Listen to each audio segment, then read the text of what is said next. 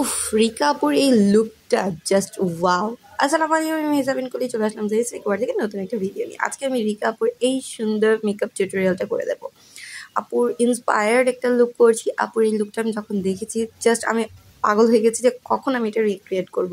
So let's go, চলো এটা recreate করি। একদম রিজনেবল প্রাইসের কিছু প্রোডাক্টস দিয়ে আমি আজকে আপুর এই লুকটা রিক্রিয়েট করব। সো প্রথমে আমি আমার আই মেকআপটা করে নিব।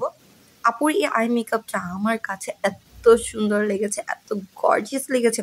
মানে কি বলবো, শিমার গ্লিটার ছাড়া যে এত সুন্দর একটা লুক করা যায় সেটা আপুকে না দেখলে আসলেই বোঝা যাবে না। আপুর লুকগুলো একটা থেকে একটা বেশি সুন্দর হয়।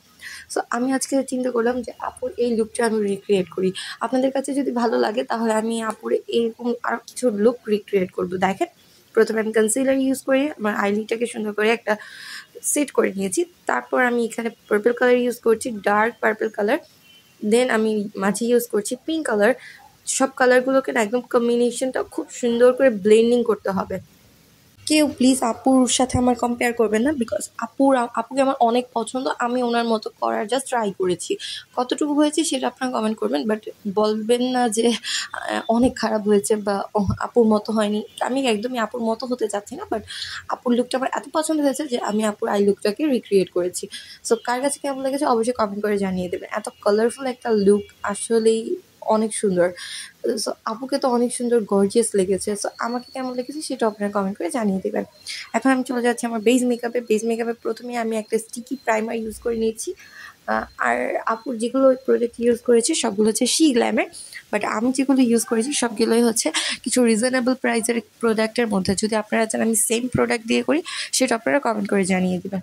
তারপর সুন্দর করে আমি এখানে আমার ফাউন্ডেশন অ্যাপ্লাই করে নিচ্ছি, সেটাকেও সুন্দর করে ব্লেন্ড করে নিচ্ছি। আপুর স্কিন টোন মাশাআল্লাহ এত সুন্দর।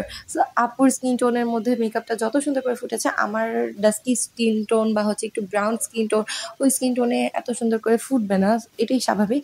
বাট আমি আপুর মতো ট্রাই করেছি যে 100% না হোক 60% তো আপুর মতো হবে। সো কার কাছে কেমন লেগেছে জানাতে আমাকে একদম ভুলবেন না। আমার তো রিকা আপুর সবগুলো লুক এত বেশি পছন্দ, প্লাস রিকা আপুর যেই সকল আই মেকআপ আছে, তারপর হচ্ছে আপুর ভ্লগসগুলো আমার এত পছন্দ। আমি আপুর থেকে অনেক ইন্সপায়ার হই। আপুর লুকগুলোকে আমি বাসায় অনেক রিক্রিয়েট করে ট্রাই করি।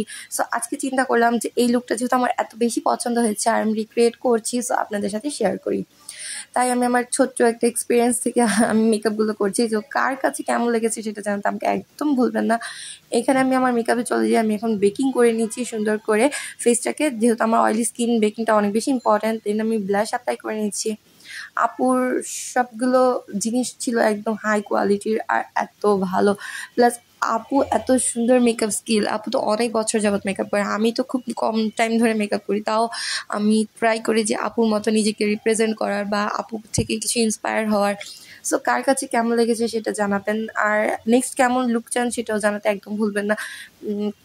কোন আপুর মানে হচ্ছে মেকআপটা আমি রিক্রিয়েট করবো সেটাও আমাকে জানিয়ে দেবেন।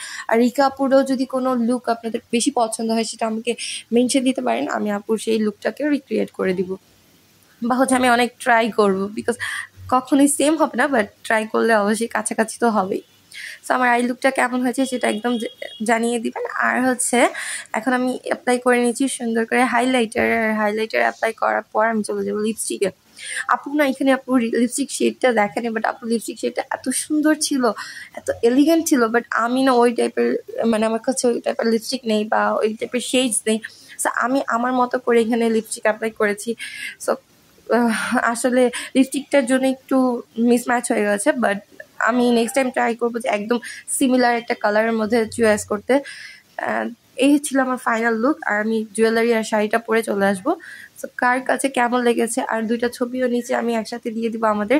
সো কাকে কেমন কত বেশি সুন্দর লেগেছে সেটা অবশ্যই আপুকে অনেক বেশি সুন্দর লেগেছে। আজকে এই পর্যন্ত, সবাই ভালো থাকবে, সুতরাং আল্লাহ হাফেজ।